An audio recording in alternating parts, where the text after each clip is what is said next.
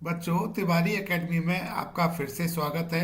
आज हम कक्षा 6 के लिए गणित विषय के अध्याय 4 जो कि आधारभूत ज्यामितीय अवधारणाएं हैं, इसकी प्रश्नावली 4.4 करेंगे। तो बच्चों, पहले प्रश्न 1 से शुरुआत करते हैं।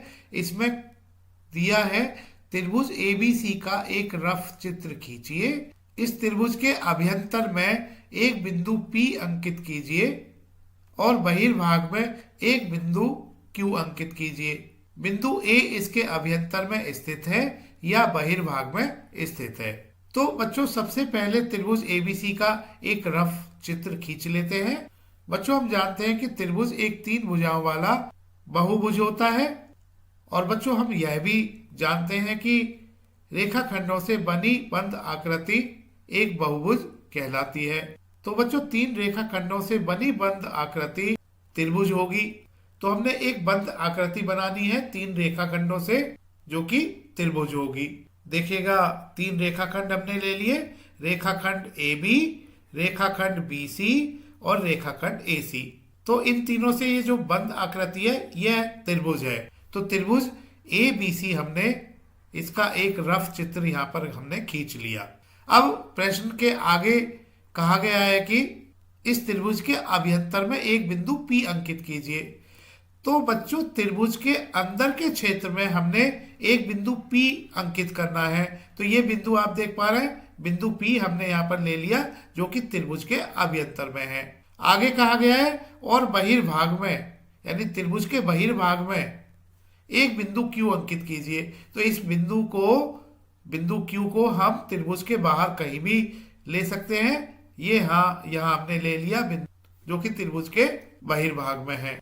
अब प्रश्न के आगे पूछा गया है, बिंदु A इसके अभ्यंतर में स्थित है या बहिर्भाग में स्थित है। तो बच्चों, बिंदु A तो इस त्रिभुज का शीर्ष है, क्योंकि 2 भुजाएं जहां मिलती हैं उस बिंदु को बहुभुज का शीर्ष कहते हैं। सो त्रिभुज का शीर्ष 2 भुजाएं यहाँ पर AB और AC हम देख पा रहे हैं। ये 2 भुजाएं बिंदु A पर मिल रही हैं, ये इसका शीर्ष हुआ। और बच्चों, शीर्ष हमेशा त्रिभुज पर स्थित होता है। तो बिंदु A ना तो अभ्यंतर में स्थित है और ना ही बहिर्भाग में स्थित है, ऐसा हम कह सकते हैं। प्रश्न 2, भाग A, संलग्न आकृति में 3 त्रिभुजों की पहचान कीजिए। बच्चों, ये आकृति यहाँ पर इसकी पुनरावृत्ति हो गई है प्रश्न संख्या 1 की। ये आकृति सही आकृति क्या है, इसको मैं यहाँ पर बना देता हूं। बच्चों, ये सही आकृति है। तो इस आकृति के लिए हमने 3 त्रिभुजों की पहचान कीजिए, ये करना है। तो इस आकृति में बच्चों हम स्पष्ट रूप से देख पा रहे हैं कि 3 त्रिभुज क्या क्या होंगे, क्योंकि त्रिभुज रेखाखंडों से मिलके बनी बंद आकृति होती है। तो ऐसी 3 रेखाखंडों से मिलके बंद आकृतियां यहाँ पर हम देख पा रहे हैं कि एक बंद आकृति 3 रेखाखंडों से बनी हुई ABD होगी। त्रिभुज ABD हम कह सकते हैं। इसी तरह से त्रिभुज ADC कह सकते हैं और इसी तरह से त्रिभुज ABC कह सकते हैं। तो संलग्न आकृति में 3 त्रिभुज ABC होगा, त्रिभुज ABD होगा और तीसरा त्रिभुज ADC होगा।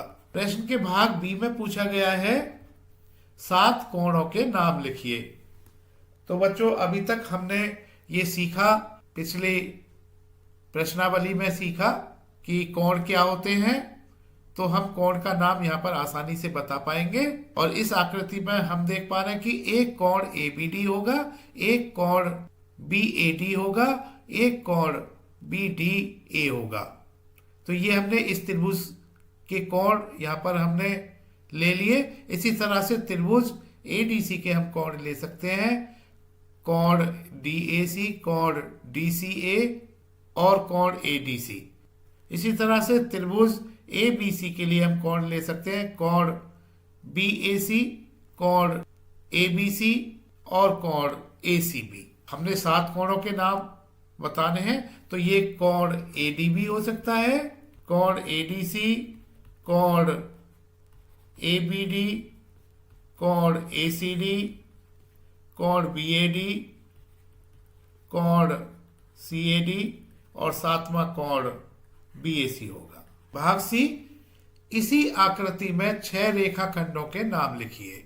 तो बच्चों स्पष्ट रूप से हम यहाँ पर देख पा रहे हैं रेखाखंड AB जो कि त्रिभुज ABC और त्रिभुज ABD का भाग है, तो रेखाखंड AB हो सकता है। इसी तरह से अन्य रेखाखंड, एक रेखाखंड AC हो सकता है, रेखाखंड AD, रेखाखंड BD, रेखाखंड DC और रेखाखंड BC। तो इस तरह से ये 6 रेखाखंड हो सकते हैं, रेखाखंड AB, AC, AD, BD, DC और BC। भाग डी में पूछा गया है किन 2 त्रिभुजों में कोण B उभयनिष्ठ है। बच्चों यहां हम स्पष्ट रूप से देख पा रहे हैं कि कोण B किरण BA और किरण BD से बना हुआ है, और हम ऐसा भी कह सकते हैं कि यही कोण B किरण BA और किरण BC से बना हुआ है। तो इस तरह से ये 2 त्रिभुज ABD होगा और दूसरा त्रिभुज ABC होगा। सो त्रिभुज ABC और त्रिभुज ABD ऐसे 2 त्रिभुज होंगे जिनमें कोण B उभयनिष्ठ है। बच्चों तिवारी एकेडमी देखने के लिए धन्यवाद।